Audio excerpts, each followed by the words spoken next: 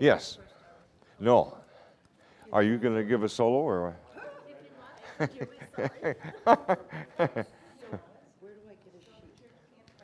If you still need a sheet, he's got them back there.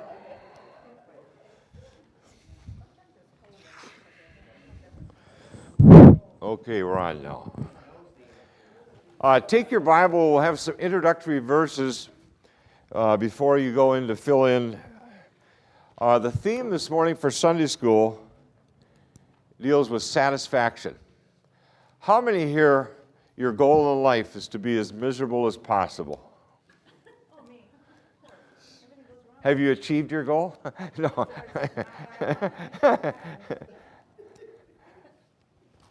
I would say all of us desire to be satisfied.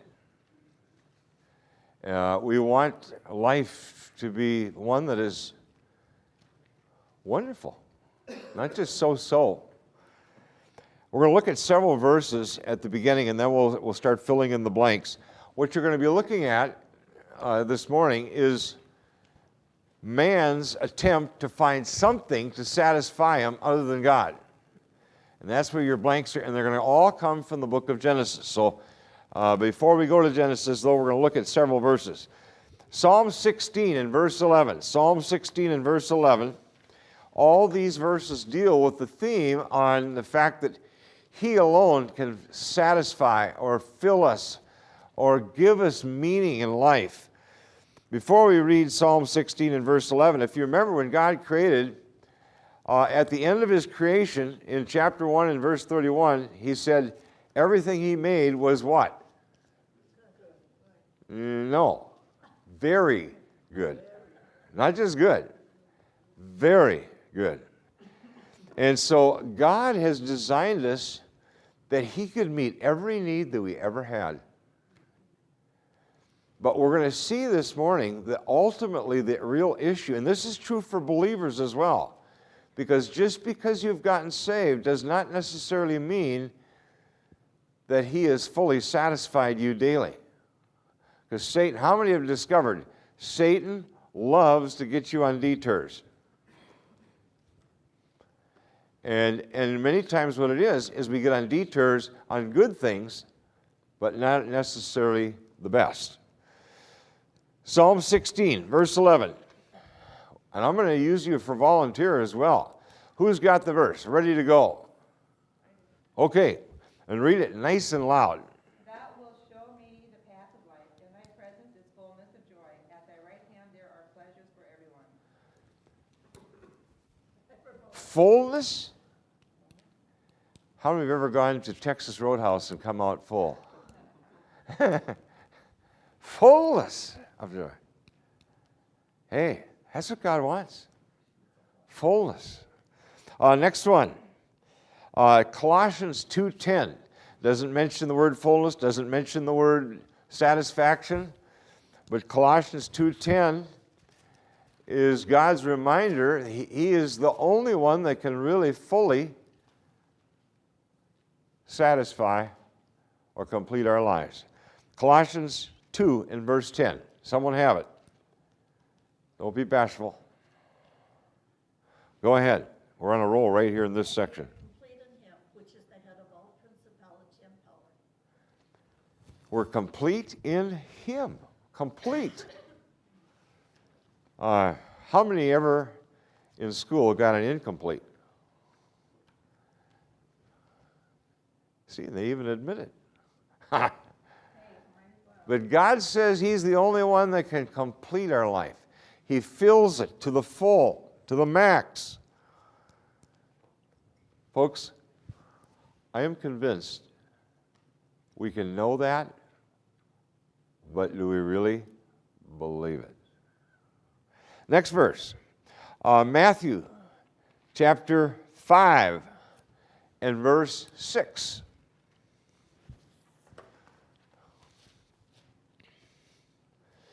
Matthew 5 and verse 6. This is in the Beatitudes. How many would have been a tremendous treat to be at Jesus' first message?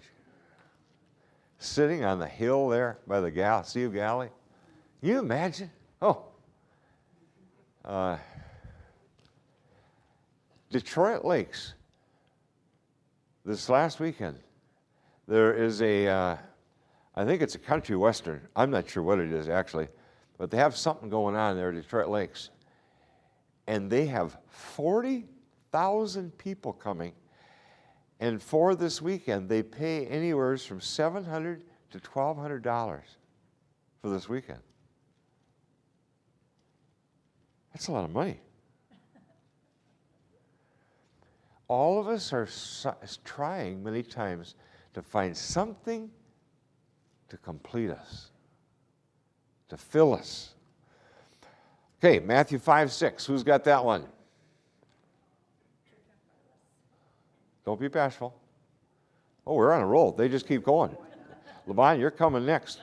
Blessed are they which do hunger and thirst after righteousness, for they shall be filled. Yeah. If we hunger and thirst after righteousness, we'll be filled. Wow. Next one, John 6 and verse 35. John 6 and verse 35. It doesn't have to be Levon. We could go to someone else. Someone have it? John 6:35. Go ahead, dear. By the way, this is my wife, Levon. Unto them, I am the bread of life. He that cometh to me shall never hunger, and he that believeth in me shall never thirst. Now, in the grammar there, it says cometh. It's ETH, which would indicate what? Is it a one-time coming? He's promised there, if you will keep coming to him. It didn't say they're coming to church. Cometh to him. What can be the result? What's the end of the verse? Shall never thirst. Next one, Psalm 103 and verse 5. Psalm 103 and verse 5. We still have enough sheets for everybody? I see one over there. Okay. Psalm 103 and verse 5. Who's got it? Go ahead. Who satisfieth thy mouth with good things, so that thy youth is renewed like the eagles?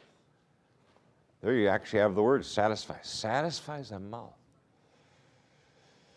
Isaiah. We'll save that one. We'll do that one last. Psalm 107 and verse 9. Psalm 107 and verse 9.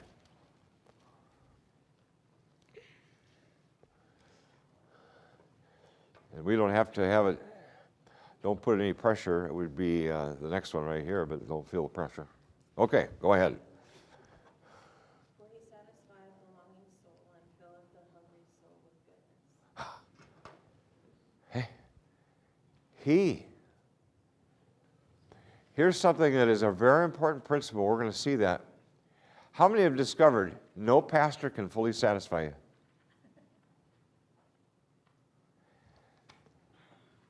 No husband can fully satisfy you. No wife. No date. Nothing. Only he can satisfy you. Wow. And then the last one before we go to the book of Genesis is found in the book of Isaiah. And this is where God is puzzled because he's given us all things freely and he's created everything very good. And he can't figure out why everybody's spending all kinds of money trying to find happiness. And this is a great Psalm 55, 1 and 2, as people are trying to find this satisfaction. And they're not finding it. And they're trying everything. A lot of it's very expensive. Who's got this one? Psalm 55, verse 1 and 2. Was it Isaiah or something? Oh, did I? It is Isaiah. I'm sorry. I messed with your head. Will you forgive me?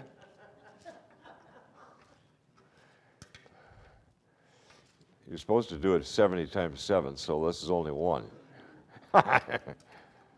Okay, who's got it? Isaiah 55, verse 1 and 2.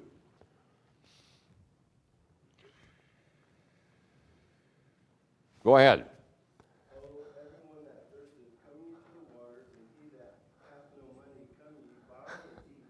Yea, come buy wine and milk without money and without price. Wherefore do ye spend money for that which is not bread, and your labor for that which satisfieth not? Hearken diligently unto me, and eat ye that which is good, and let your soul delight itself in fatness. What's the first word? Ho. How have you ever been on a horse? I was only on a horse once. I don't know that I'm going to do it again. This friend, I think he was a friend, I'm not sure, after he did what he did, I got on this horse, and it didn't even have a saddle. And he slapped it on the back and said, go, or whatever he said, and it took off. And I'm hanging on for dear life. And he came behind with another horse, and then eventually that's what stopped it, or otherwise we might be still going. I was so sore the next day I couldn't hardly move. That's why Texans always walk like this. But isn't it true? God has to stop us because he sees we're trying to find satisfaction in something other than him. And so he says, stop. Slow down. Now, go to the book of Genesis. In the book of Genesis, and this is where you're going to start to feel, did everybody get a sheet and do you all have pens? I have 2 pens. You need a pen. Oh, you got pens. Anyone needs a pen? We're good. I remember as I was for my quiet time, I was doing a study in the Bible on this whole theme of satisfaction in God. And I remember as I went through Genesis, it was like, wow, that's really what stood out. And today we're doing is only the first half of Genesis. But it was really fascinating because here God created everything, and it was very good. He gave all the tools for satisfaction, and man is going to try everything but him. And that's what we're going to see as we go through this passage. So we're going to need your help here. First one, Genesis chapter 3. So these are all in Genesis now. And the first thing that man tries to find satisfaction in, Genesis 3 and verse 3. Yeah, fruit. Now we don't know exactly what it is, and so in your blank here, fruit or food. How many here like food? Only 3 people. Isn't it true? There is something special about going out to eat. Amen? America loves food. That's why most of us tend to be a little overweight, because we like food. Amen? Food's good. And how many, you don't have to raise your hand on this one, how many grew up and your mama was really a good cook? Oh, she was a fabulous cook. And in that era, when you lived in the farm, the main job was cooking. And I'm telling you, almost every one of those ladies could have had a restaurant. Food. So that's the first thing. And what I want you to kind of catch here is this. God can satisfy, but imagine if you came home, I'll use this young couple here. If she tells you, I think I'm ready for a divorce. Well, who did you fall in love with? It was a pear down at Cub. Might have been an apple. Could have been an orange. Would that not cause him to have a little bit of puzzle in his head? Like, what in the world's wrong with you? Man, Adam and Eve were best friends of God, and they broke it up for a piece of what? Fruit. Duh. So that's the first one. So fill in the word food. See, I gave you clues, so I put the first letter, made it easy as possible to remember. We go to the next one, chapter 3, verse 16. This is not as obvious to see here. Genesis chapter 3 and verse 16. There's some debate exactly on this verse. I'll read this verse here. Unto the woman he said, I will greatly multiply thy sorrow and thy conception. And in sorrow thou shalt bring forth children, and thy desires shall be to thy husband, and he shall rule over thee. Now, there's basically two views on the desire there. That her desire will be to find a husband, but the other that probably is more correct, that she has a desire to maintain the rule over him. Now, none of you ladies ever have wanted to do that, right? But there is a strong desire in all of our natures, is it not true? Look at children. When they're in the store and they get their eye on something they want to have, isn't it true that everybody kind of likes to watch in the aisle who's going to win? Is it going to be the parent or the child? Right? So the next one here that you're filling in is to be in control. What's the middle letter of the word sin? What's the middle letter of the word pride? I. We like to be the boss. And then God sends difficulty and we're out of control. And then we have to turn to Him to get back in control. Next one, chapter 4 in verse 5. It says there, but unto Cain and to his offering he had not respect. And Cain was very happy. Is that what it says? He was very what? He was ticked.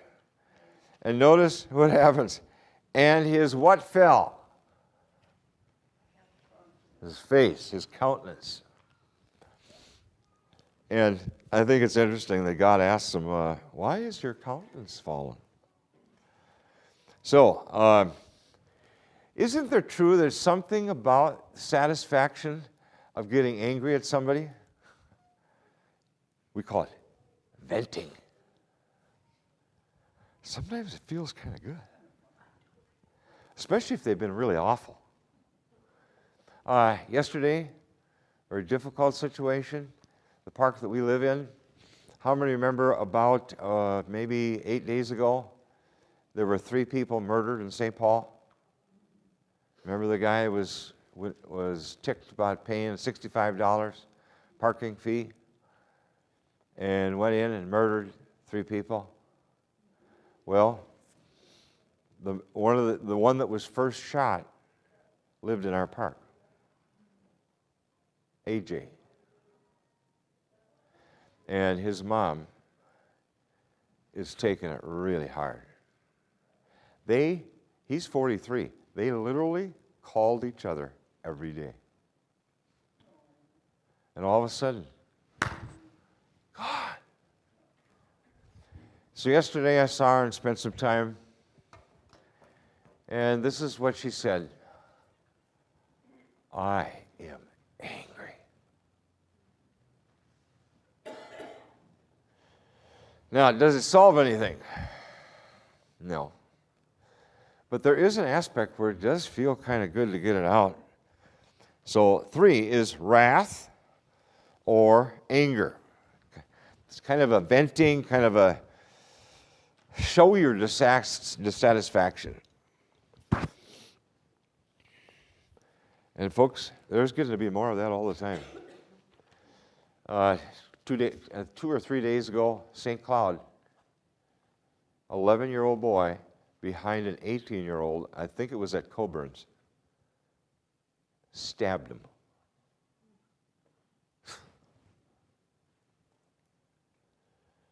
And part of the reason our culture is out of control, they've never learned to come under authority. The discipline has been gone. And so they get used to having their little hissy fits, and they get away with it. Let's go to the next one, chapter 4, verse 19. This one's kind of an interesting one. I'm not going to read this verse. I want you to look at this verse. And in verse 19, what's the next thing they try to find satisfaction in? Polygamy. And for those of you that don't know what polygamy is, he was looking for many wives, more than one. And, you know, you say, well, my first wife isn't satisfying me. Maybe number 2. Well, so we got here 4 is polygamy. Who was it that had 300 concubines and I think 700 wives? Solomon. How many think he still never learned his lesson? They couldn't satisfy. But sometimes in our head we think, yeah, maybe the next one. But crazy. So, 4 is polygamy. Number 5, chapter 4, verse 23. I'll read this verse here. And Lamech said unto his wives, now he had 2 as well, hear my voice, ye wives. Huh. Yeah. The emphasis here. Hear my voice, ye wives of Lamech. Hearken unto my speech. For I have slain a man to my wounding and a young man to my hurt. Can you imagine saying that to your wife? Can you imagine? You better listen to me. I've already slain a few. Okay. We'll comply. So, anyone want to guess what the next one is? Anybody? Male chauvinism.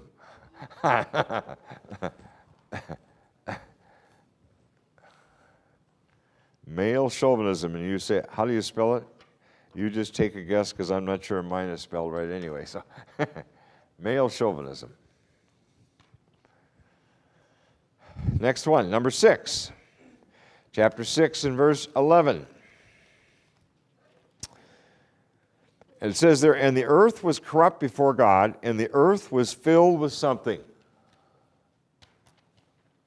What is it filled with?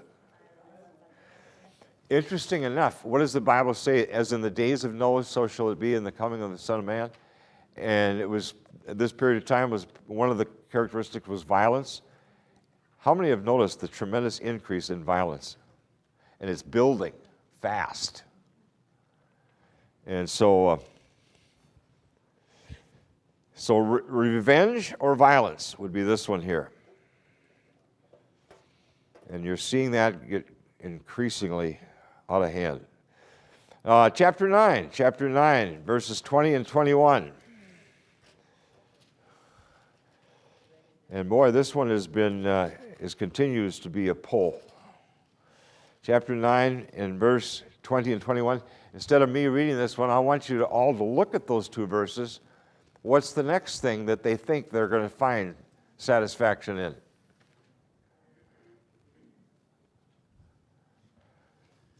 Chapter 9 and verse 20 and 21.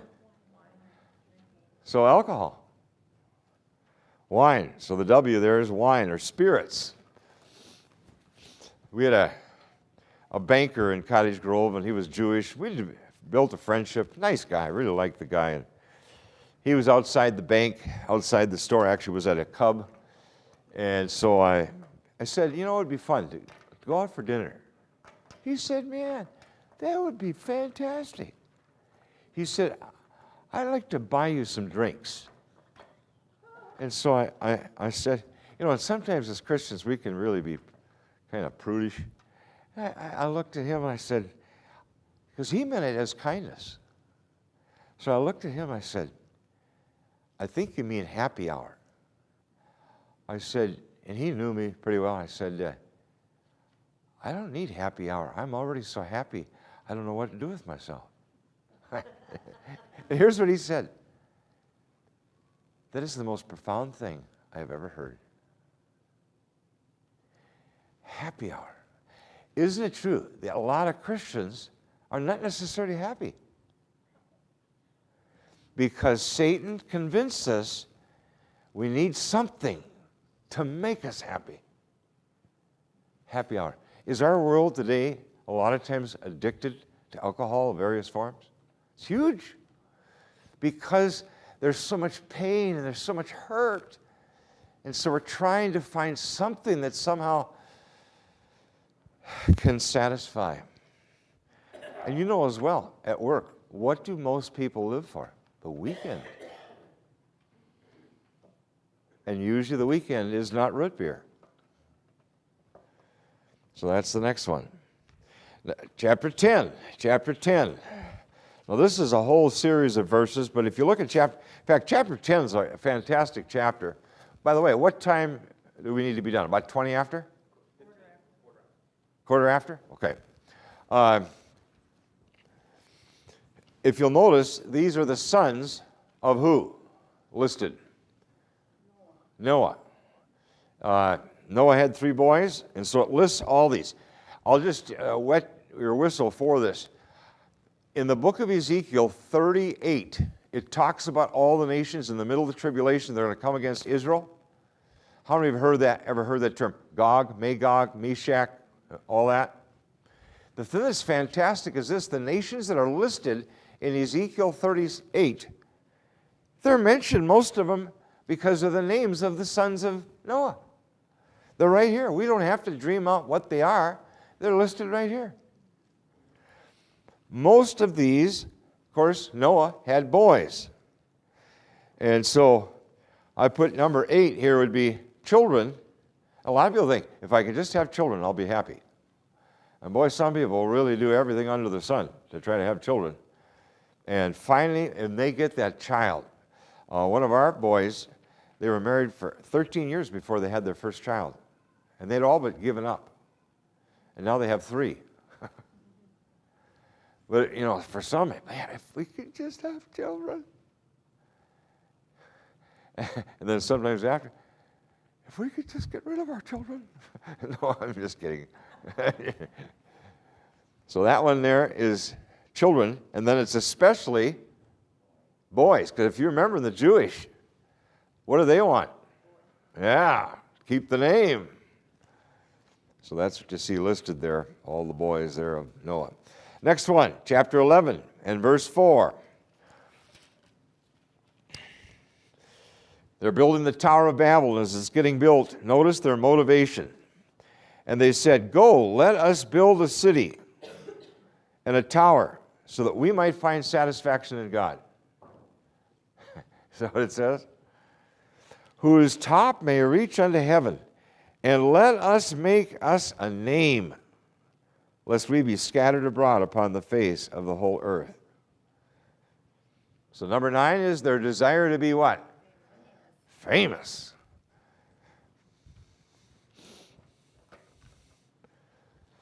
Anybody ever had that desire? When I was a kid, I knew that I didn't have any desire because nobody could ever say our last name right.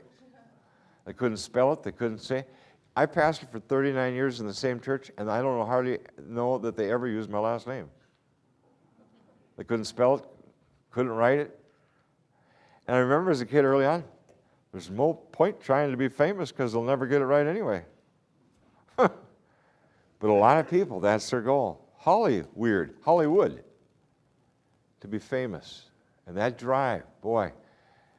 And so many of those people, they go there and they're absolutely destroyed. They didn't plan on that. They just wanted to be famous. The next one, number 10, chapter 12 and verse 10. And there was a famine in the land, and Abraham went down into Egypt to sojourn there, for the famine was grievous in the land. If you remember then, he goes down there, leaves the promised land, and lies about his wife when he's down there. But number 10 would be to have our joy in good circumstances. And the circumstances were not good. It was famine. It was severe. America has not too much knowledge about severity of famine. But one of the reasons why I'm still at 50, because my mom, that era that she grew up,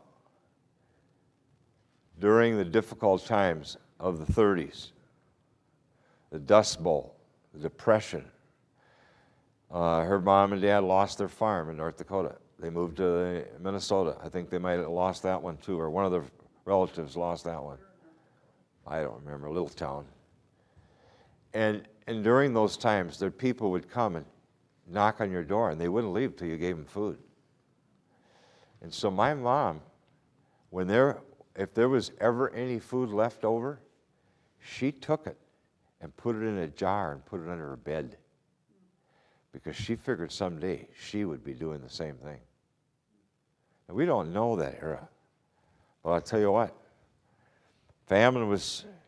So, number 10, having our joy in good circumstances are those two blanks. How many here prefer sunshine and nice weather and good circumstances? But if you put your satisfaction in those, what's going to happen when bad? You're going to lose your joy and your satisfaction. So you're very fickle. It's based upon then circumstances.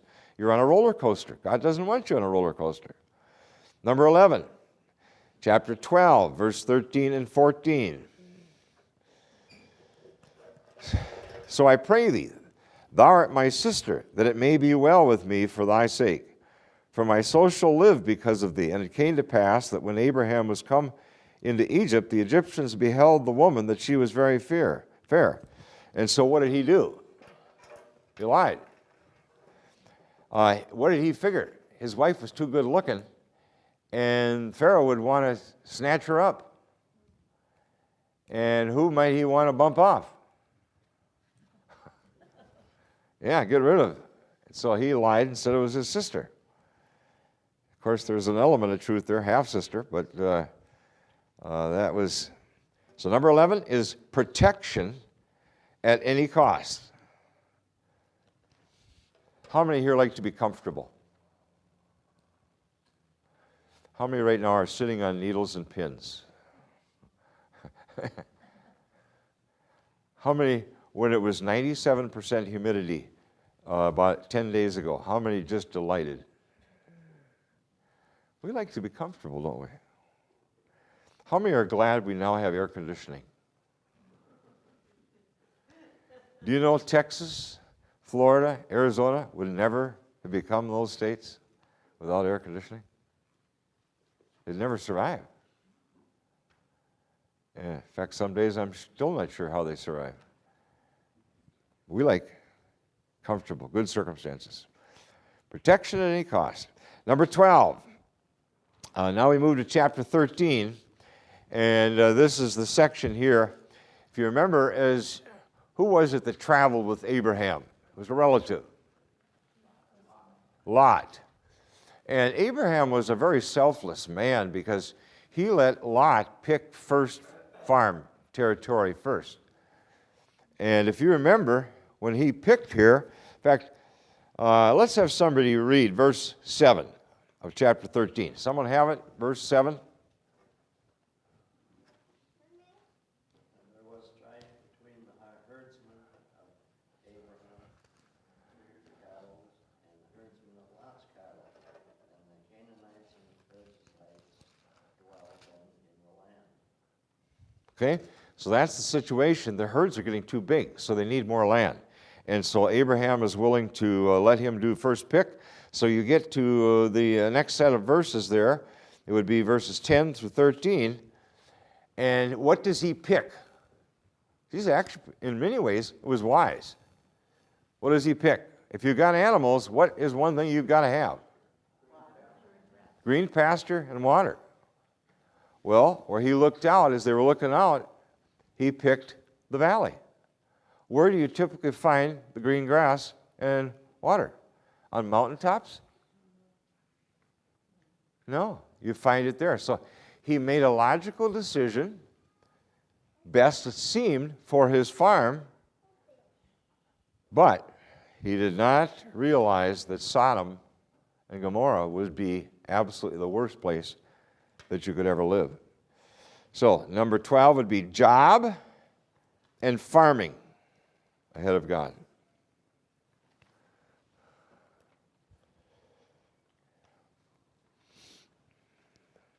Number 13, something similar to another situation, but a little bit different. Chapter 16, this is a kind of an interesting one here. Chapter 16, Abraham has been promised to have as many children as the stars of heaven. Is it going well? How many did they have? They didn't even have a star. And you remember, whose idea was it that maybe we should try the maid, and maybe you can have a child through the maid? Yeah. Did it work? Yeah. Yeah, it worked. And isn't it true that we're still suffering from the contention of those two groups? Yes. To this day. And he promised, he said, they will never, ever get along. And boy, is that ever true. But there was a sense that if they just, so 13 is having a baby. And it got all messed up. And if you remember when they finally had, who was the wife, the maid? What was her name?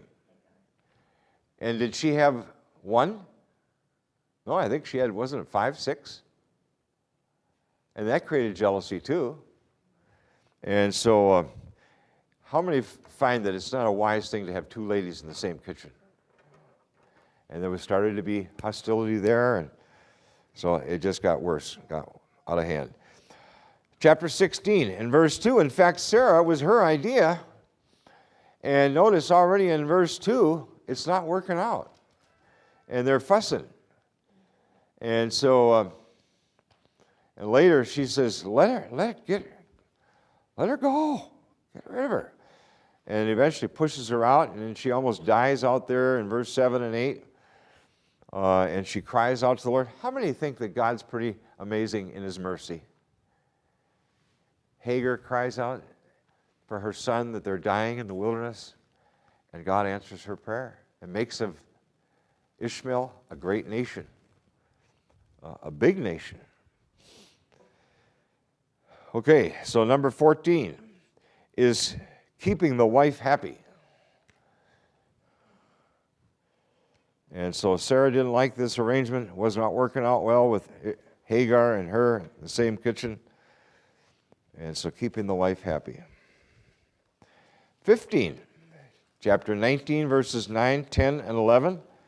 And this is one that certainly in the more recent years has become quite popular in the sense of finding satisfaction. Chapter 19 and verse 9, 10, and 11. Instead of reading this section here, chapter 19 is about the city of Sodom and Gomorrah.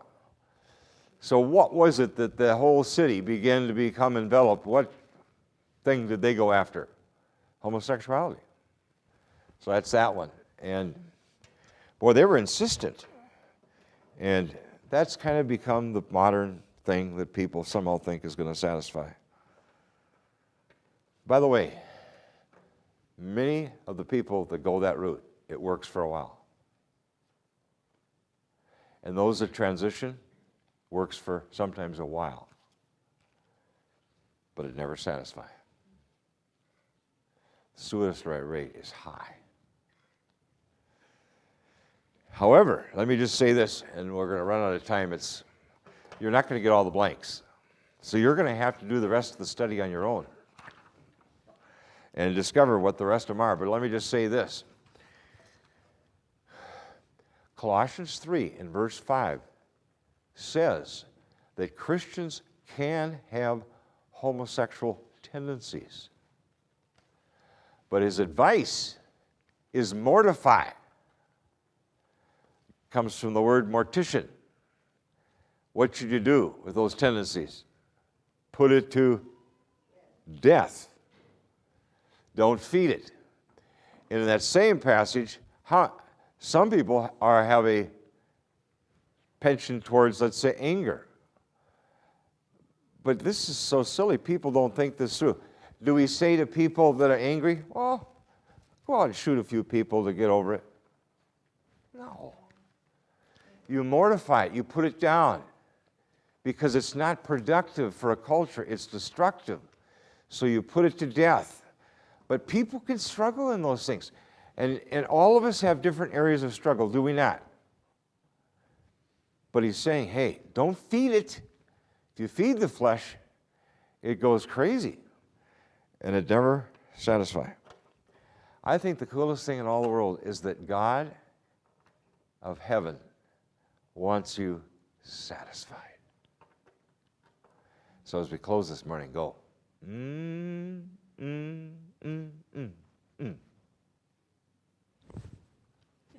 Come on.